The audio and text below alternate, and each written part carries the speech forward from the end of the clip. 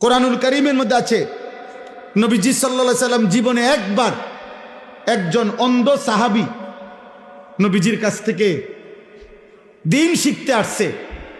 নবীজি তখন মক্কার কুরাইশ কাফেরদেরকে দাওয়াত দিচ্ছিলেন। নবীজি ওনার দিকে তাকাইয়া ভাবছেন ও তো আমার পক্ষেরই লোক, আমার সাহাবী, তাকে আমি পরে বলি। তো ফলে ওনার থেকে চেহারা তাকাইয়া আবার ফিরে গেছেন, দিয়া কাফেরদেরকে দাওয়াত দিচ্ছিলেন। আল্লাহ তাআলা কোরআনুল কারীমের সূরা নাজিল করে নবী সাল্লাল্লাহু আলাইহি সাল্লামের এই আচরণ সংশোধন করে দিছেন। আল্লাহ বলছে, বন্ধু এটা কিন্তু ঠিক হলো না, ঠিক হলো না।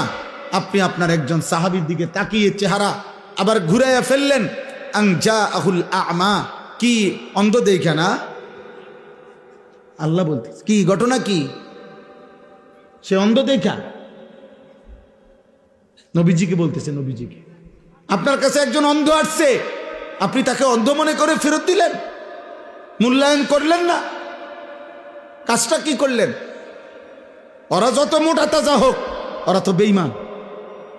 এ যত দুর্বলই হোক, এ তো ইমানদার। আপনার উচিত ছিল ইমানদারকে প্রাধান্য দেওয়া।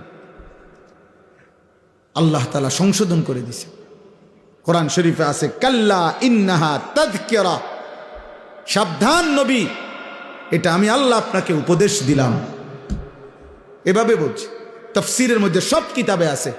এই অন্ধ সাহাবীকে এরপরে নবী সাল্লাল্লাহু আলাইহি সাল্লাম যখনই দেখতেন আসতেছে, হযরত আব্দুল্লাহ ইবনে উম্মে মাকতুম রাদিয়াল্লাহু তাআলা আনহু, উনারে দূরে থাকতেই নবীজি সাল্লাল্লাহু আলাইহি সাল্লাম আগের থেকেই কথা বলতেন, মারহাবান, আহলান সাহলান, স্বাগতম, তুমি আসো, আগে তোমার কথা, পরে অন্য কথা, তোমার কথা কম, এইভাবে বলতেন।